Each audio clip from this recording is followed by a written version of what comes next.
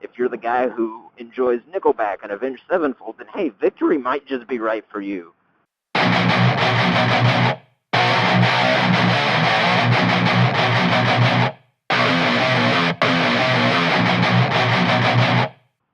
So I'm riding the Octane with the Stage 2 Performance exhaust on it. Sounds significantly better, and from what I've been told, makes quite a power difference.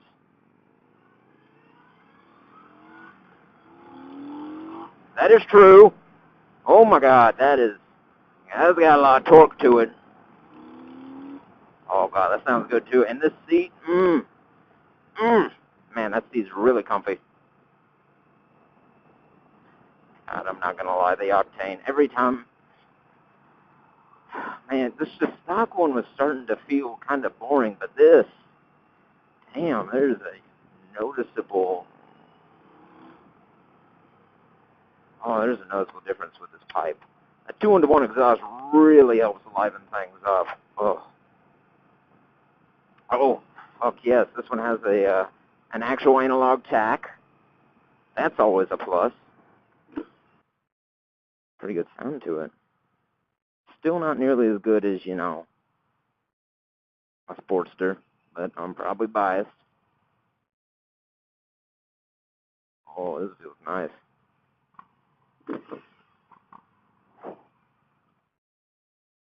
Gosh dang it, Hayden. Hello, friend. 69. Oh, little fishtail there. Man, this bike will really, well, I'm not going to say grab because I just lost traction. However, it gets up and goes. Still not a fan of matte paint. Always have hated it, no matter what bike. Bitch is clean. It never looks good unless it's freshly cleaned, and it just shows everything. Then also, you gotta buy special cleaner, and it's like if you don't clean it right, it wears in places. It's a bitch. Go for semi-gloss or gloss, or just raw metal if you're going full rat bike. Oh wow. Still used to trying to rev match, which you don't have to do on this, which is weird. Because like with my Sportster, all these other Victories I've ridden, really helps when downshifting just to rev match. I know you kind of feel like that. You probably look like the douchebag cruiser bro who's always revving and shit like, oh, rev. Yeah, that's got a lot of power to it. God, John looks like he is not enjoying himself. Freaking looks so out of place. Gotta say that Magnum with the factory apes and the Habanero Inferno Orange, I think that's the actual paint name, or Inferno Habanero, something along those lines. Fucking hilarious paint name. Really looks good, and I rode it yesterday. Sadly, didn't get any video footage. Forgot my SD card, and this is the last ride, so I can't take it out. But very, very comfortable. I actually prefer it over the standard Magnum with regular bars. And I'm usually, like, not a huge fan of apes. However, that bike pulls it off well. Oh, the center of gravity is really weird on this.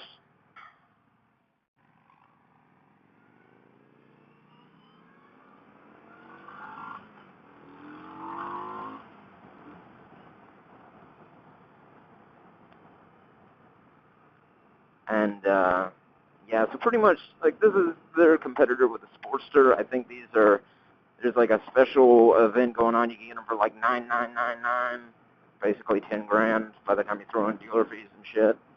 But, I mean, it's a good alternative. However, as much as I love the performance aspect of this bike, the ergonomics and the, like, looks of it really just don't do much for me.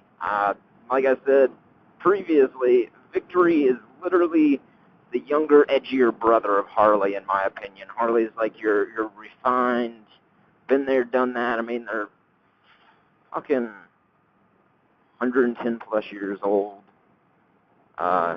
technically Indians older, but they were never consistently in business.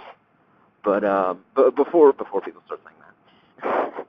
But Harley's had like decades to refine things. So I feel like their looks are better, in my opinion, than Victory. However, like I said, it's all on taste. If you're the guy who enjoys Nickelback and Avenged Sevenfold, then hey, Victory might just be right for you. But you know, if you're like someone like me who really likes the old school chopper aesthetic in motorcycles, then buy the Sportster 72. It like has a short ass fuel mileage because you got that 2.2 gallon tank, which blows. That's my one gripe with it. But goddamn, between gas station to gas station, you sure look good, especially if you get it with one of the Hard Candy Custom Flake paint jobs. That lucky green I got, nice.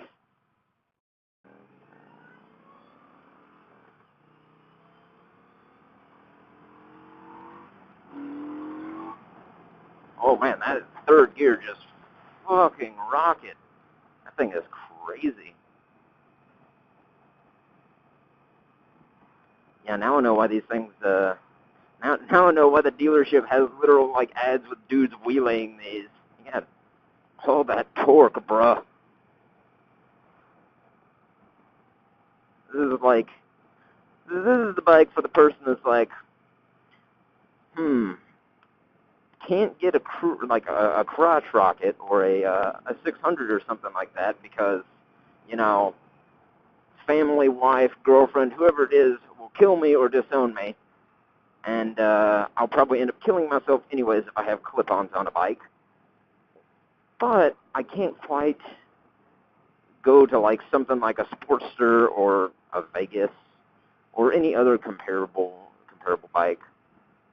And then, but you're like, and the entry fee for like a power cruiser like a VMAX or a V-Rod is just like way too much. That's like 16 grand for a new V-Rod or something like that.